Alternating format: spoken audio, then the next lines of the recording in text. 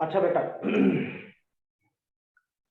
So this is basically a question जिसमें के आपसे ये कहा गया कि एक जेट स्ट्रीम ऑफ वाटर है जो कि इस पर्टिकुलर मेटेलिक ब्लॉक को, जिसका मास 2 kg हो, उसको वो अपनी पोजीशन से मूव करवा दे अगर जो rate of flow of liquid है वो है आपका 1 kg पर सेकेंड, और जो वेलोसिटी है फ्लो ऑफ द फ्लूइड की यानी वाटर की वो 5 मीटर पर सेकेंड है। और ये जो पड़ा हुआ है ऑब्जेक्ट यानी जो मेटेलिक ब्लॉक है ये एक फ्रिक्शनलेस सरफेस के ऊपर पड़ा हुआ है। फ्रिक्शनलेस सरफेस का मतलब यहाँ कोई भी फ्रिक्शनल फोर्स एक्सर्ट नहीं हो रही, तो हमें फ्रिक्शन को कंसिडर नहीं करना, पहली बात। अब मुझे निकालना क्या है कि इसकी एक्सेलरेशन क्या होगी, यानी ये ब्लॉक अपनी पोजीशन से अगर डिस्प्लेस होता है and it reaches at some point, तो कितनी एक्सेलरेशन के साथ ये मूव करके अपनी फाइनल पोजीशन तक पहुंचने की कोशिश करेगा। ठीक है, अब हमें यही निकालना है यहाँ पर। देखो जरा, अब हो क्या रहा है, आपको वेलोसिटी ऑफ जेट स्ट्रीम दे रखा है 5 मीटर पर सेकेंड। बेटा, जो मेरे को पहले देखना पड़ेगा कि अगर इस बॉडी के अंदर एक्सेलरेशन आए तो इसका मतलब there must be some force applied, तभी एक्सेलरेशन आ सकती है, अदरवाइज तो एक्सेलरेशन नहीं आएगी ना। Yes sir. क्योंकि एक्सेलरेशन बॉडी के अंदर आने के लिए अप्लाइड फोर्स का होना बड़ा जरूरी है। हमने last time second law of motion करा था, तो सेकंड लॉ ऑफ मोशन के according F mass into acceleration होगा, और मुझे एक्सेलरेशन निकालनी है अगर, तो क्या होगा एफ अपॉन एम, और एफ अपॉन मास तो इसका 2 है। तो ये फोर्स अगर मुझे पता चल जाए कि यहां पर कितना फोर्स अप्लाई हुआ तो मैं एक्सेलरेशन निकाल सकता हूं। अब फोर्स Yes, sir. निकालें कैसे, तो देखो फोर्स कैसे निकालेंगे। फोर्स निकालने के लिए बेटा, अगर मैं कहूं dp बाई dt, तो dp बाई dt किसके इक्वल होता है, dp बाई dt इक्वल होता है, फोर्स तो dp बाई dt होता है ना, और ये किसके इक्वल होगा, d by dt of m into v होगा। Yes, sir. अब उसने जो वेलोसिटी दे रखी है वो तो 5 दे रखी है, लेकिन ध्यान से देखना, d by dt of m into 5, इसके अंदर ध्यान से देखो, dm बाई dt क्या होता है, रेट ऑफ चेंज ऑफ मास यानी kg पर सेकेंड। इसकी वैल्यू क्या दे रखी है उसने, 1 दे रखी है। 1. तो आपके पास 1 इंटू 5 फोर्स आ गई 5 Newton. Yes, sir. So this is the 5 Newton force which is applied by this jet stream of water on the surface of the block, due to which block gets displaced. तो 5 यहाँ पर आ जाएगा force आपके पास upon 2, so your answer is 2.5 metre पर second square. Sir हम इसे ऐसे भी कर सकते हैं कि एक्सेलरेशन, इनिशियल एक्सेलरेशन निकालनी है और हम डी बाई डी टी करके कि वेलोसिटी एक्सेलरेशन आ जाएगी वाटर की, हाँ, उससे फोर्स निकाल के फिर तब भी तो फोर्स बेटा वही आएगी, 5 ही तो सेम आएगी। आएगा सर। मैं कह रहा हूँ तरीका सही है। हाँ तरीका सही है, ओके सर। तरीका सही है। आप ये कहना चाहते हो कि भाई 5 मीटर पर सेकंड उसकी इनिशियल वेलोसिटी हो गई, फाइनल वेलोसिटी को आपने 0 मान लिया, तो फिर आप वहां से क्या निकालने की कोशिश कर रहे हो, क्योंकि टाइम 1 सेकंड है, एक्सेलरेशन निकाल रहे हो। हाँ निकालो, क्या दिक्कत है। Okay sir. उससे आप फिर फोर्स निकालोगे। मैंने सीधा ही फोर्स निकाल दिया आपको। Yes sir. क्योंकि हमें बेटा पता है क्या, क्वेश्चन की लैंग्वेज के साथ साथ हमें एक और चीज के ऊपर ध्यान देना होता है कि जो चीजें हमें दी गई हैं उनकी यूनिट्स क्या है। जनरली kg पर सेकेंड ये क्या है, change in mass with respect to time, यानी rate of change of mass आपको बहुत ही कम जगह पर देखने को मिलेगा। Generally rate of change of mass आपको देखने को मिलेगा ही नहीं, लेकिन अगर कहीं देखने को मिलता है तो इसका सीधा सीधा मतलब ये है कि वो d by dt of m दे रखा है आपको, यानी मास वहां पर वेरी कर रहा है। ठीक है, ओके सर। तो आई होप कि ये वाला कॉन्सेप्ट क्लियर हो गया। Yes sir. एक बार क्वेश्चन और फिर से बोल दो, जो लोग लेट ज्वाइन हुए हैं वो ऐड अपने पास ये क्वेश्चन लिख लेंगे और सोल्यूशन सामने है ही, तो आसान हो जाएगा सबके लिए। बेटा हाँ बेटा sir D by D T mass वाला पार्ट समझ नहीं आया सर। देखो ठीक है, kg पर सेकंड है ना, यस सर। तो kg पर सेकंड का मतलब क्या हुआ, मास अपॉन टाइम हुआ ना। Yes sir. तो इसका मतलब क्या हुआ, मोमेंटम क्या होता है आपके पास, मास इनटू वेलोसिटी। अगर मैं इसको टाइम से डिवाइड कर दूं तो ये फोर्स हो जाती है। Yes sir. तो उसने आपको ना इस फ्रैक्शन में से m अपॉन t दे दिया और v अलग से दे दिया। Okay sir. तो in other words you can also derive a conclusion that के वहां पर वो टाइम ना 1 सेकंड ले रहा है, जिस तरीके से लक्ष्य करने की बात कर रहा है उसको सॉल्व, कि भाई मैं पहले वेलोसिटी निकाल लूं, ओ सॉरी एक्सेलरेशन निकाल लूं, then he has to take time 1 second there, तभी निकल पाएगा, अदरवाइज नहीं। ठीक है, यस सर।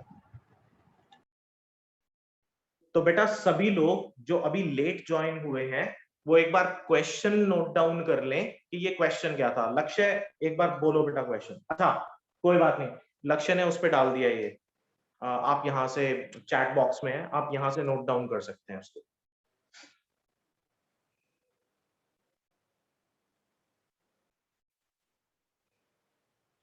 सोल्यूशन यहां से रब कर दूं। सर एक सेकंड रुकना। हाँ हाँ रुक गया।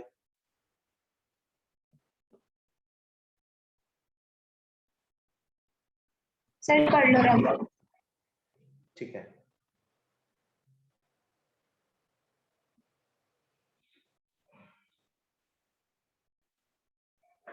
अच्छा जी।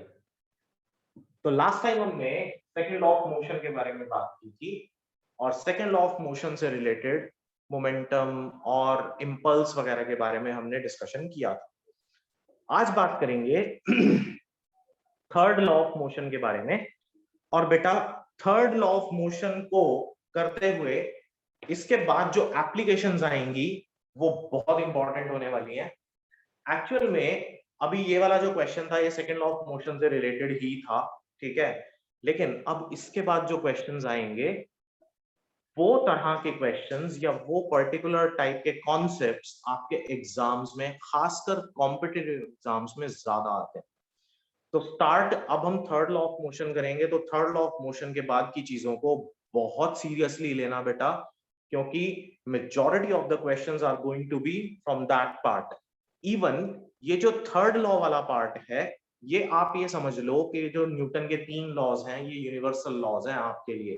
कहाँ, अगर हम लोग 1, 2 और 3 डायमेंशंस में बात करते हैं, जब हम 3 डायमेंशन से बाहर जाते हैं तो कुछ डायमेंशंस ऐसी हैं जहां पर ये लॉज होल्ड नहीं करते हैं, बट हमें क्योंकि इसी दुनिया में रहना है और हमारी यही डायमेंशंस के अंदर हमें सब काम करने हैं, तो आप ये समझ लें कि ये लॉज एक इंटीग्रल पार्ट है आपकी लाइफ का। ठीक है, अब समझने की कोशिश करेंगे कि न्यूटन का थर्ड लॉ कहता क्या है। अब आप कहोगे कि ऐसा भी क्या है, हमने 9th में पढ़ा था, न्यूटन का थर्ड लॉ तो सभी से ज्यादा आसान है। न्यूटन थर्ड लॉ कहता है every action has an equal and opposite reaction। ठीक है, यही बात है ना। Yes sir. To every action there is an equal and opposite reaction। तो आप कहते हैं if two bodies are there, और हम लोग सबसे बेसिक चीज के बारे में अगर बात करें तो जितनी फोर्स 1 लगाएगा 2 पे उतनी फोर्स 2 भी लगाएगा 1 पे, यानी force on 1 due to 2 must be equal to force on 2 due to 1 with a negative sign। Now the negative sign shows कि 1 ने 2 के ऊपर जो फोर्स लगाई वो अगर डायरेक्शन इस तरफ थी, तो 2 ने 1 के ऊपर जब फोर्स लगाई तो उसकी डायरेक्शन 1 और 2 की डायरेक्शन से अपोजिट होगी। That is why this is negative. तो आप ऐसा भी कहेंगे कि sum of the forces is equal to 0। तो न्यूटन थर्ड लॉ ये बात कहता है। लेकिन बेटा न्यूटन थर्ड लॉ जो आप यहां पर समझ रहे हो उससे कुछ ज्यादा है, और वो कुछ ज्यादा क्या है? न्यूटन्स थर्ड लॉ को समझने के लिए मान लें कि आपके पास ये एक सरफेस है, और इस सरफेस के ऊपर आपने एक बॉडी को प्लेस कर दिया, ठीक है? एक मिनट Yes, sir. होल्ड करना, एक मिनट होल्ड करना।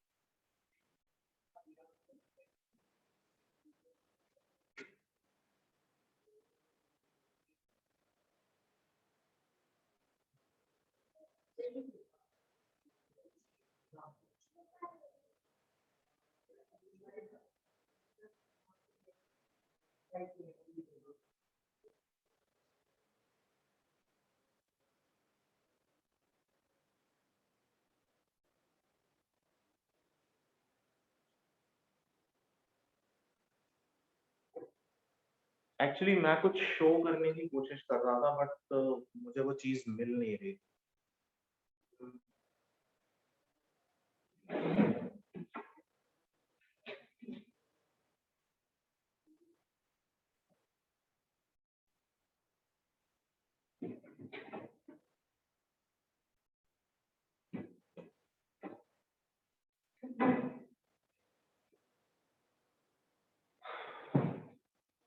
चलो कोई बात नहीं, आप अपने आप से घर पर ये पर्टिकुलर एक्सपेरिमेंट एक बार ही करके देखना, एक एक्टिविटी परफॉर्म करके देखना। लेट्स से कि आपके पास एक बहुत हैवी ऑब्जेक्ट है, ठीक है, और वो हैवी ऑब्जेक्ट ये, ठीक है, एक बुक है, बहुत हैवी ऑब्जेक्ट है ये, आप देख ही रहे हो। अगर इस बुक को मैं एक न्यूज़पेपर को दोनों साइड से पकड़ लूं और एक सिंगल पेज ऑफ पेपर के ऊपर मैं ये कहूं कि मैं इसको रख दूं और ये रेस्ट पर आ जाए, तो क्या ऐसा पॉसिबल है? आप देख पा रहे होगे इसका वेट बहुत ज्यादा होगा, ऐसा होगा नहीं, न्यूज़पेपर फट जाएगा और ये नीचे की तरफ गिर जाएगी, है ना? Yes, sir. Yes, sir. लेकिन अगर आपके पास अगर बंच ऑफ पेपर्स होंगे और उसके ऊपर आप इसको रेस्ट पे लाने की कोशिश करोगे तो ये आ जाएगा, है ना? Yes, sir. अब इसका मतलब क्या हुआ? इसका मतलब ये हुआ कि इस बुक का, ये बुक है और ये एक न्यूज़पेपर है मान लिया, इस बुक का जो वेट है उसकी डायरेक्शन क्या होती है? हमेशा वर्टिकली डाउनवर्ड्स। वर्टिकली डाउनवर्ड्स का मतलब हुआ towards the centre of the earth या टुवर्ड्स द हॉरिजॉन्टल प्लेन। लेकिन इसने कितनी फोर्स लगाई इस सरफेस पर, जिस सरफेस पे ये पड़ा है? mg, अपने वेट के बराबर। mg क्या होता है? वेट।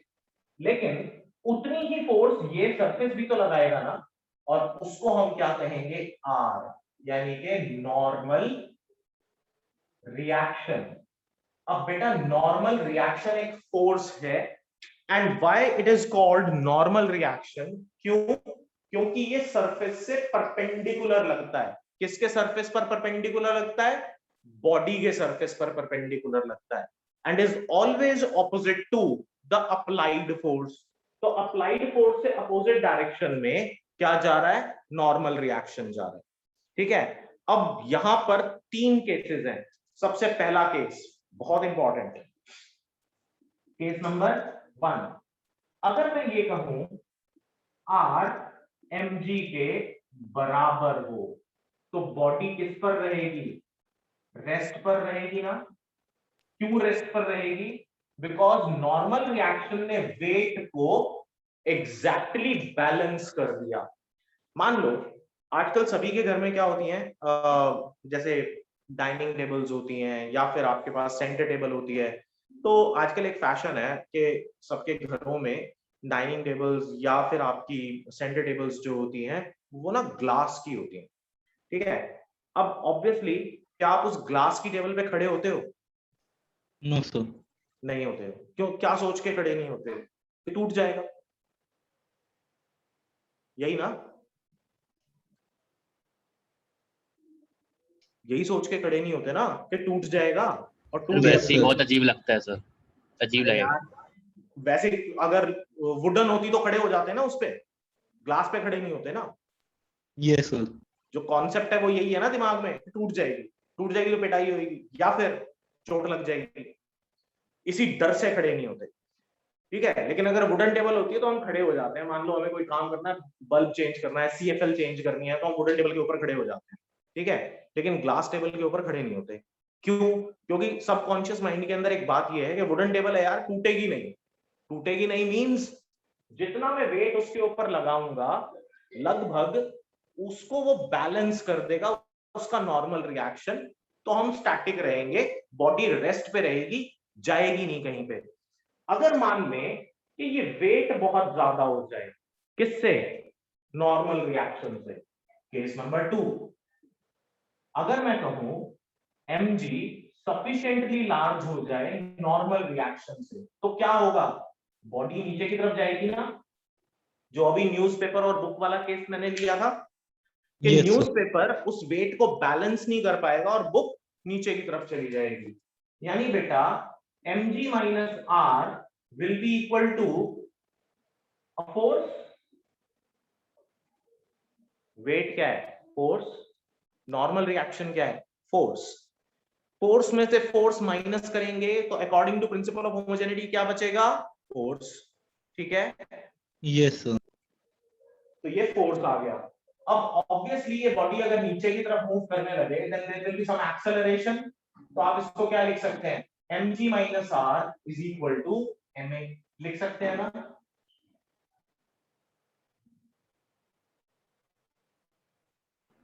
सर हाँ बेटा, सर नॉर्मल रिएक्शन मतलब एक्सर्टेड फोर्स है। normal reaction is the force exerted by the surface on the body. तो इमेजिनरी फोर्स ही है ना ये तो, एक इनडायरेक्टली। इमेजिनरी नहीं है, एक वहां पर एग्जिस्ट करती है बेटा ये फोर्स।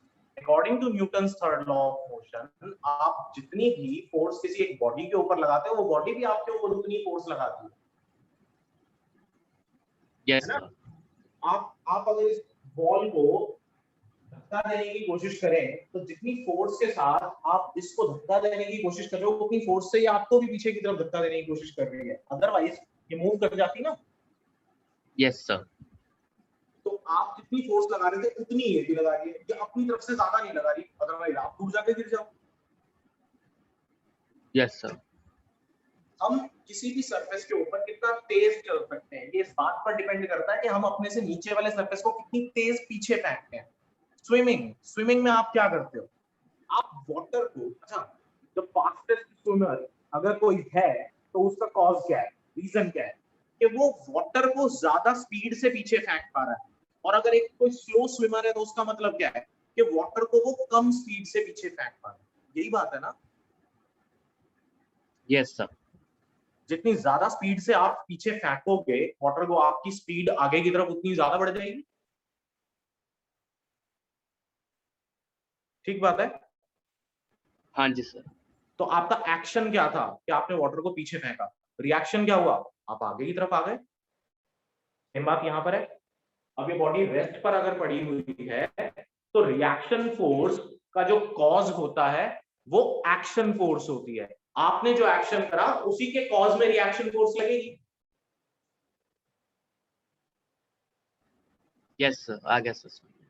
ठीक है, तो अब यहां देखा जाए तो mg minus r is equal to ma हुआ। तो मैं इसको ऐसा भी लिख सकता हूं, mg minus ma is equal to r। ठीक है बेटा?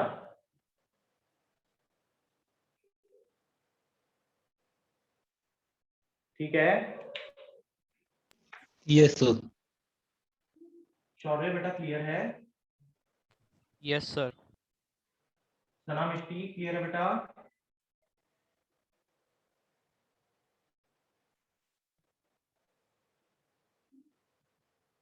अथर,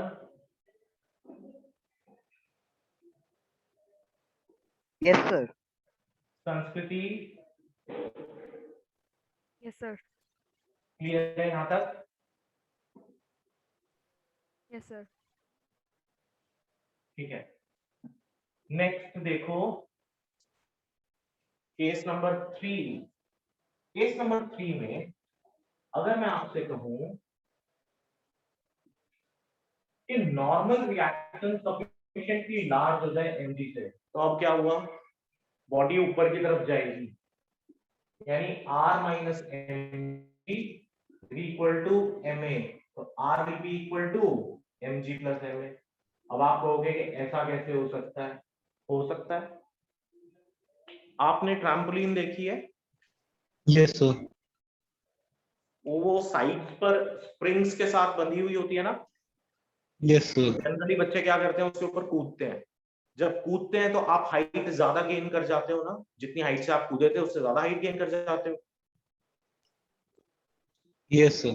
तो हुआ क्या, आपने जो उसके ऊपर फोर्स लगाई वो आपका एक्शन फोर्स था, बट उसका जो रिएक्शन फोर्स है वो ज्यादा स्ट्रांग है, किससे? एक्शन फोर्स से।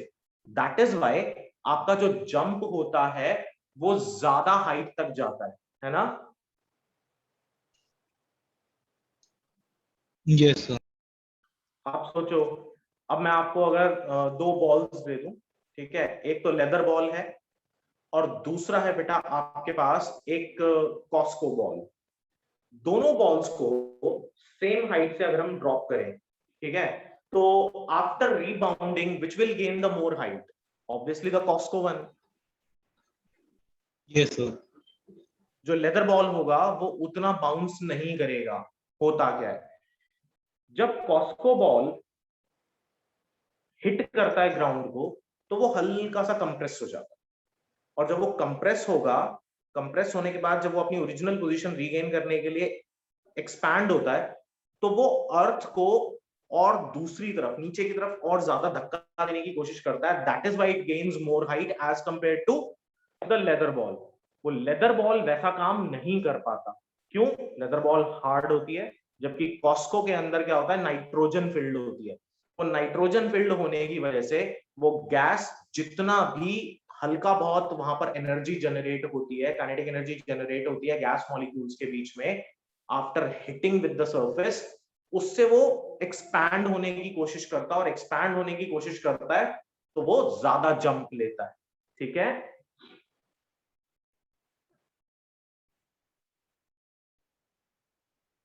ठीक है बेटा।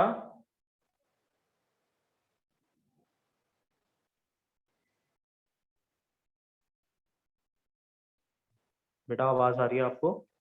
Yes sir. अच्छा, तो ये एग्जाम्पल क्लियर है, या एक दो एग्जाम्पल्स और देखें? नहीं सर, क्लियर है सर। ठीक है, सतनाम इतना क्लियर है बेटा?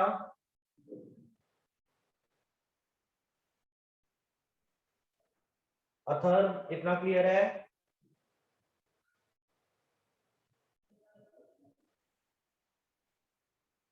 वंश?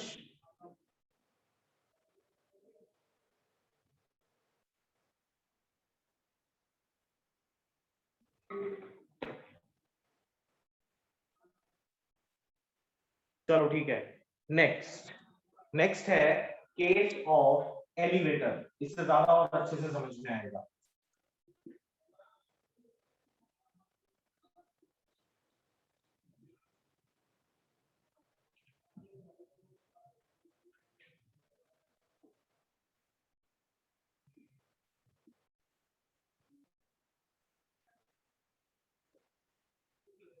केस ऑफ एलिवेटर में हम लोग बेटा एपरेंट वेट कैलकुलेट करने की कोशिश करेंगे, या एपरेंट वेट ऑब्जर्व करने की कोशिश करेंगे। मान लो कि आपके पास एक, आप एक लिफ्ट में हो, ठीक है, एंड देयर आर 3 सिचुएशंस, और इन 3 सिचुएशंस में क्या क्या होगा।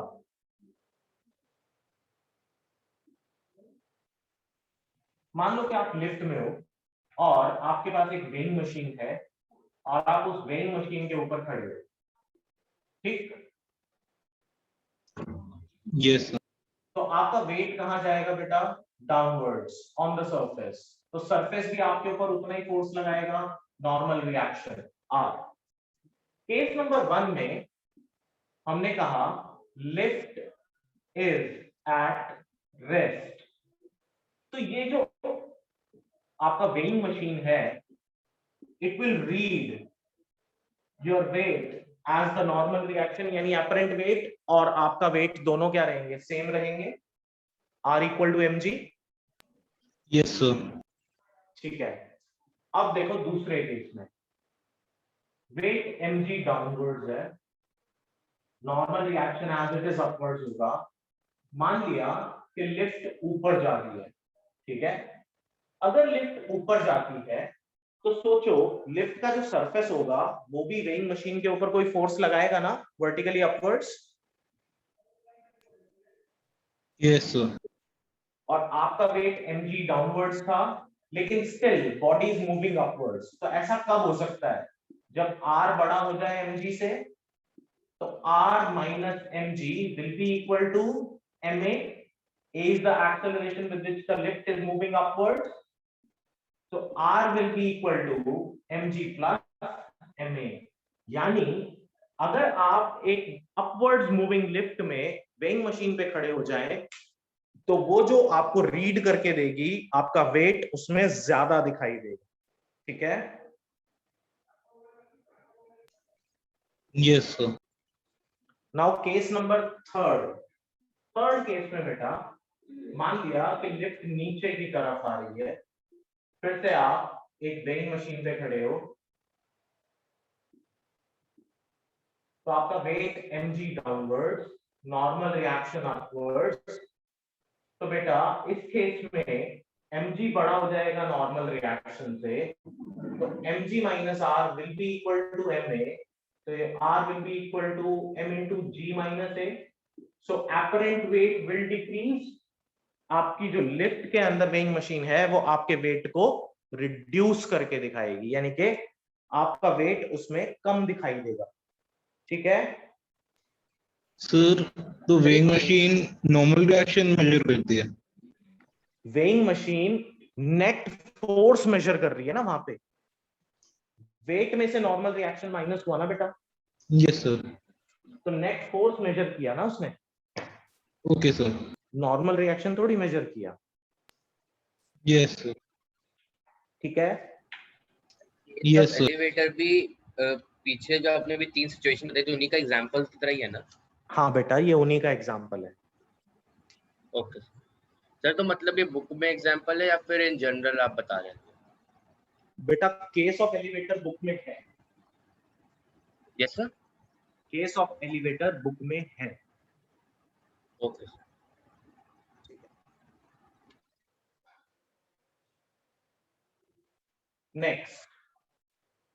नेक्स्ट थर्ड लॉ का एक और केस हम यहां डिस्कस करेंगे अभी, और वो केस है बेटा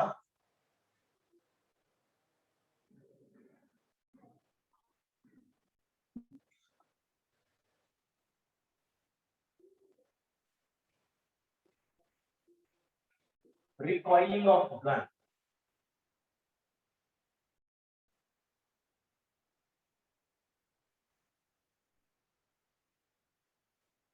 अच्छा, रिकॉइलिंग ऑफ गन आपने पहले छोटी क्लासेस में पढ़ा हुआ है, ठीक है, लेकिन रिकॉइलिंग ऑफ गन में हम law of conservation of momentum apply करते हैं, ठीक है। अब ये law of conservation of momentum कैसे अप्लाई करेंगे, क्या होगा इसके अंदर, ये सब बातें हमें समझनी है। मान लो कि आपके पास एक गन है और इस गन के अंदर आपके पास एक बुलेट है। अब बेटा मास ऑफ गन हमारा है mg, ये था बिफोर फायरिंग, लेकिन जब हम आफ्टर फायरिंग बात करेंगे तो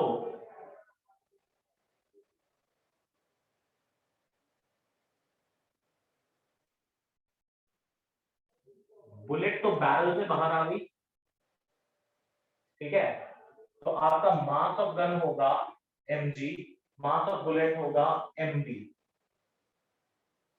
वेलोसिटी ऑफ गन होगा vg, लेकिन ये वेलोसिटी किस तरफ होगा, अपोजिट डायरेक्शन में होगा ना, और vb कहां होगा, आगे की तरफ। कभी भी आपने ऑब्जर्व किया हो शूटर्स को, जब भी कभी आप गन फायर करते हुए देखते हो किसी को, तो होता क्या है कि उसको हाथ को एक जर्क लगता है, और वो जर्क कहाँ आता है? पीछे की तरफ। बुलेट कहाँ जाती है? आगे की तरफ। तो जो बुलेट के ऊपर आपने फोर्स लगाई, यानी कि गन के हैमर ने जब बुलेट को हिट करा, तो वो तो एक्शन फोर्स थी। लेकिन गन जब पीछे की तरफ आती है तो वो फोर्स कौन सी होती है बेटा? Reaction force. ठीक है? Yes sir. तो रिएक्शन फोर्स पीछे की तरफ। अब इस सिस्टम की अगर मैं बात करूं, तो यहां पर टोटल मास सिस्टम का क्या है? मास of gun plus mass of bullet, तो मैं इसको बोल रहा हूं कैपिटल एम। और इस टाइम पर इसकी वेलोसिटी कितनी है? कुछ हमने मान लिया v। लेकिन law of conservation of momentum क्या कहता है? Law of conservation of momentum कहता है, according to law of conservation of momentum, momentum before collision या momentum before firing will be equal to momentum after firing. ठीक है? Sir इसके अंदर मोमेंटम आफ्टर फायरिंग नेगेटिव होगा? बेटा अभी रुको, समझो अभी पहले। ठीक है? Yes sir. फिर बात करते हैं कि क्या होगा। ठीक है? अब मोमेंटम बिफोर की अगर मैं बात करूं, तो ये हो जाएगा आपके पास capital M into velocity. Vector quantities है, मैं वी वेक्टर ले रहा हूं यहां पर। सिस्टम की वेलोसिटी वी थी, equal to momentum after mass of gun into velocity of gun vector quantity, plus mass of bullet into velocity of bullet, ये भी मैंने वेक्टर लिया। ठीक है? Yes sir. लेकिन बिफोर फायरिंग तो गन हमेशा किस पर रहती है? रेस्ट पर रहती है ना। Yes sir. तो उसका मोमेंटम बिफोर फायरिंग कितना होगा? 0। तो this will be equal to mass of gun into velocity of gun plus mass of bullet into velocity of bullet, यानी mass of gun into velocity of gun with a negative sign will be equal to mass of bullet into velocity of bullet। तो आपके पास relation बन गया that velocity of gun is equal to minus of mass of bullet into velocity of bullet upon mass of gun। ठीक है? तो ये बात भी यहां से प्रूव हो गई कि बेटा ये जो वेलोसिटी ऑफ गन है वो नेगेटिव आने का मतलब ये कि उसकी डायरेक्शन पीछे की तरफ है। ठीक है? Yes sir. ये बात क्लियर है? सर ये सेम इक्वेशन को यूज करके हम बाकी सारी चीजें भी निकाल सकते हैं ना, अगर हमें आए तो? हाँ बिल्कुल निकाल सकते हैं। Okay, जल्दी sir. से एक क्वेश्चन लिखें।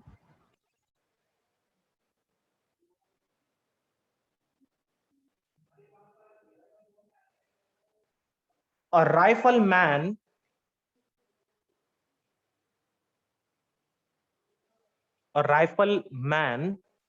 यानी a man who carries a rifle has a mass of 100 kg along with his rifle,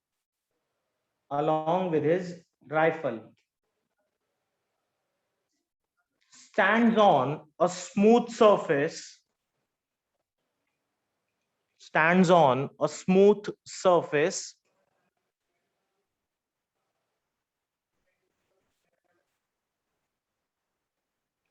and fires 10 shots horizontally,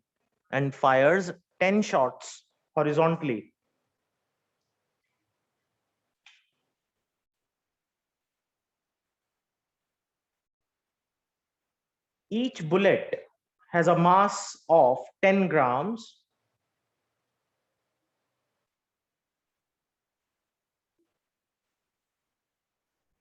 and muzzle speed of 800 meter per seconds and muzzle speed of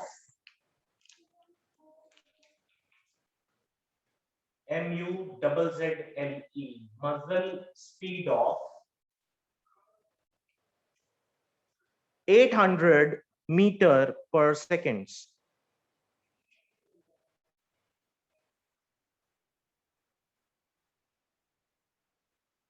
Calculate the velocity of the rifleman.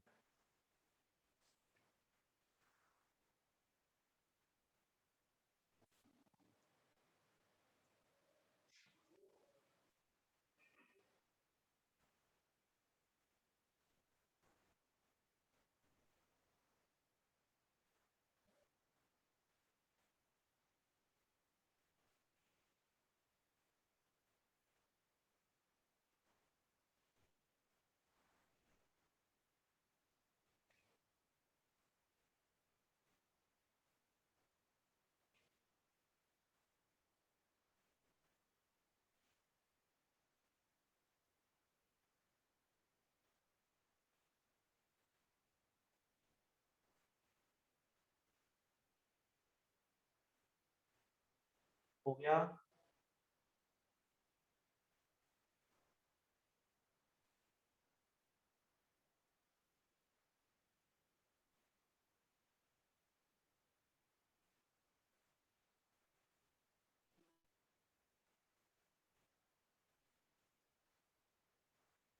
हुआ बेटा? Sir कर रहा हूँ अभी calculate.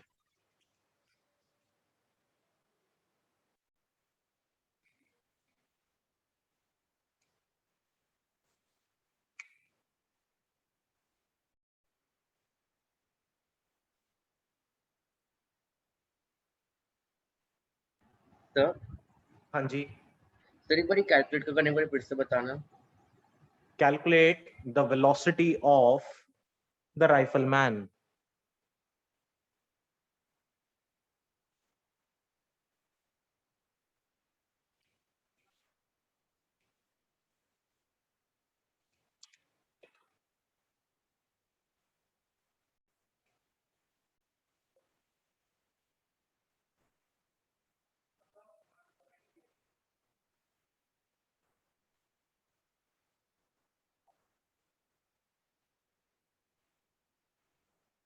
हो गया बेटा?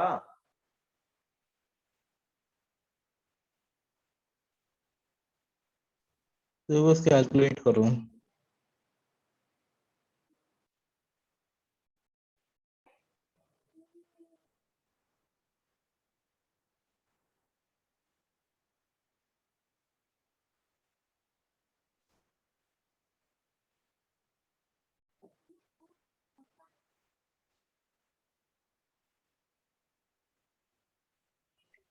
Sir 0.8 metre पर सेकेंड। ठीक है, देखो कैसे करेंगे। बाकी सबका आंसर आ गया?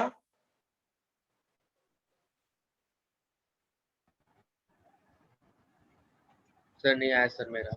चलो देखो, देखो बेटा, एक राइफल मैन के पास उसके हाथ में एक गन है, ठीक है? और ये जो गन थी, इसमें से वो 10 बुलेट शॉट करता है, ठीक है? अब वो 10 बुलेट्स अगर शॉट करेगा तो इस सिस्टम का पूरा मास मुझे दिया हुआ है और इस सिस्टम की वेलोसिटी मुझे निकालनी है, क्योंकि मुझे क्या बोला? राइफल मैन की वेलोसिटी निकालो। लेकिन ये किसके इक्वल होना चाहिए? 10 बुलेट्स के मोमेंटम के बराबर होना चाहिए। तो मोमेंटम ऑफ 10 बुलेट्स क्या होगा? 10 into mass of bullet into velocity of bullet. अब 10 बुलेट्स थी इसीलिए मैंने 10 से मल्टीप्लाई करा, इंटू मास ऑफ बुलेट क्या होगा बेटा उसका? 10 ग्राम्स दे रखा है। मास ऑफ बुलेट कितना दिया हुआ है? 10 ग्राम्स है ना? Yes sir. सर वैसे सर मेरा भी आंसर आ गया सर। 10 ग्राम को 1000 से डिवाइड करेंगे, मदर स्पीड यानी वेलोसिटी ऑफ बुलेट दे रखी है 800, नेगेटिव साइन यहां लगाना है, सिस्टम का मास 100 है और वेलोसिटी ये, तो 2 जीरो से 2 जीरो यहां कटी, 1 2 1 2, so your answer is -0.8 metre पर सेकेंड। ठीक है,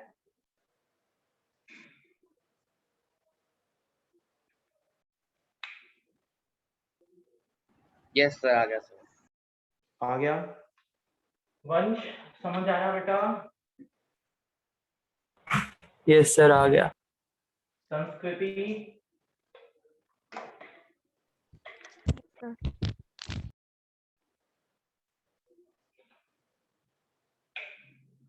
अथर,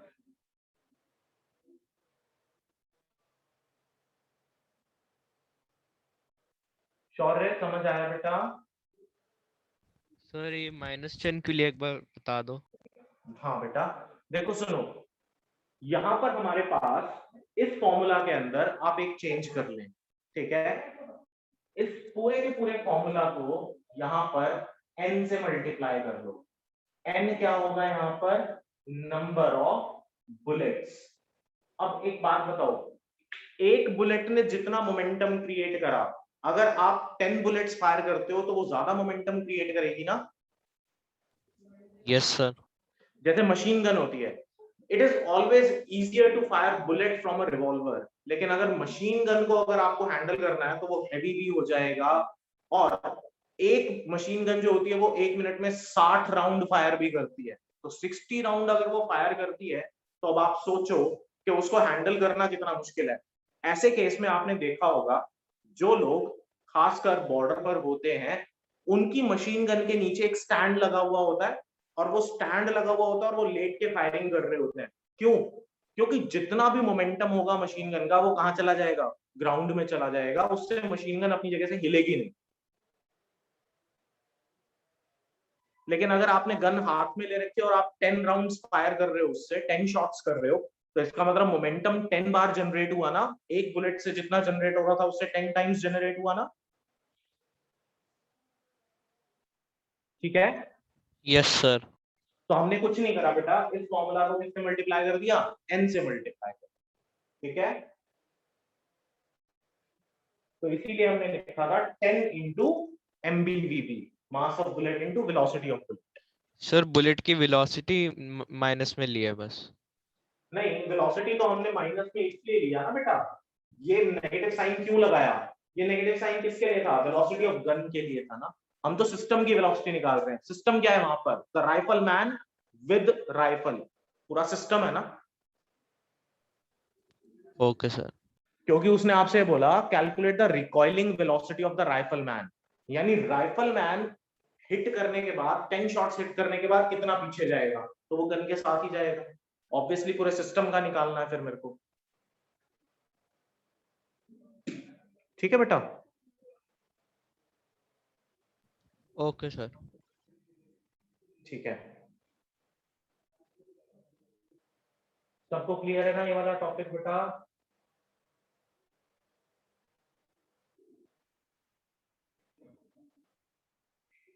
अनुभव क्लियर है?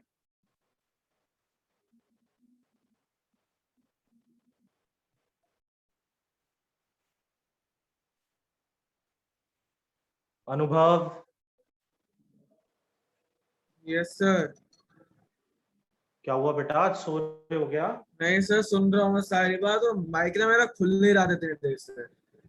अच्छा, समझ आ रहा है?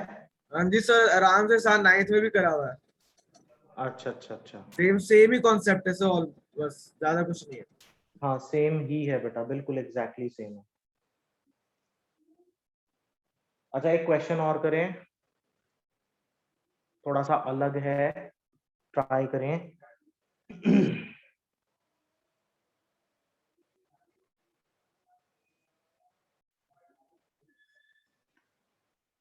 A 4000 kg lift, a 4000 kg lift is accelerating upwards.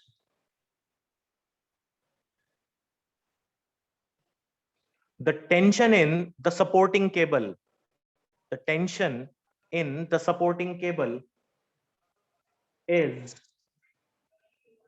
48,000 newtons. The tension in the supporting cable is 48,000 newtons. If acceleration due to gravity is 10 meter per second square,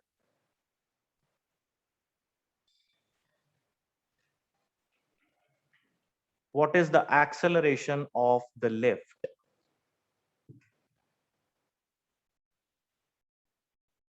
What is the acceleration of the lift?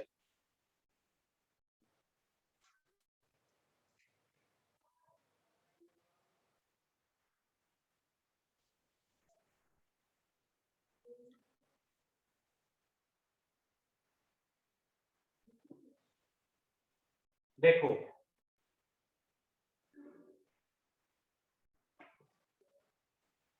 Question कहता है कि आपके पास एक lift है और इस lift को ऑब्वियसली किसी, जब भी कभी आप लिफ्ट की बात करते हो तो लिफ्ट को, हाँ बेटा सर आंसर आ गया। आ गया, क्या आया? सर -2 मीटर पर सेकंड का जो अगेंस्ट द ग्रेविटी जा रही है। हाँ, देखो जरा, एक्सेलरेशन अगर हमें निकालना है तो ये एक बात समझो, जो लिफ्ट होती है, लिफ्ट को हमेशा एक केबल के साथ बंधा हुआ होता है लिफ्ट, और वो ऊपर एक पुली के साथ बंधा हुआ होता है, पुली मूव करती है तब जाके लिफ्ट आइदर अपवर्ड्स जाके और डाउनवर्ड्स जाती है। यानी जो नॉर्मल रिएक्शन है वो ऊपर की तरफ लगेगा, and in this case the normal reaction is called tension, और इस टेंशन की वैल्यू आपको दे रखी है 48,000 Newton's. Weight of the lift कहां जाएगा बेटा? डाउनवर्ड्स। कितना दे रखा है? 4000 केजी। केजी दे रखा है ना? Yes sir. अब 4000 केजी आपको दिया हुआ है, ठीक है, ये डाउनवर्ड्स है, ठीक। अब आपके पास जो फ्री बॉडी डायग्राम बनाते हैं हमेशा, फ्री बॉडी डायग्राम मतलब हम एक ही पॉइंट पे सारी की सारी फोर्सेस को लगा के देखते हैं। mg नीचे जा रहा है, टेंशन ऊपर जा रही है और लिफ्ट भी ऊपर जा रही है। इसका मतलब ये हुआ टेंशन बड़ा हो गया mg से, यानी T minus mg will be equal to ma। अभी हमने यही दोनों केसेस किए थे। Yes sir. तो आप इसको कैसे लिख सकते हो? T is equal to m into g plus a. अब बेटा T की वैल्यू आपको दे रखी है 48,000, इक्वल टू m दे रखा है 4000, G की वैल्यू 10, A निकालना है। सॉल्व हो गया?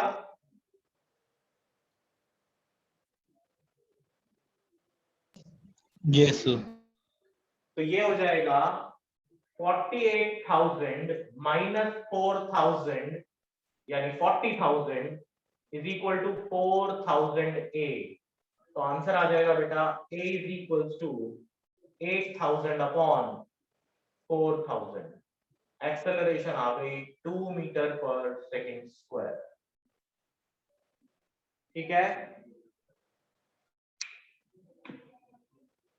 अनुभव कहीं नेगेटिव साइन की गलती हो गई थी शायद।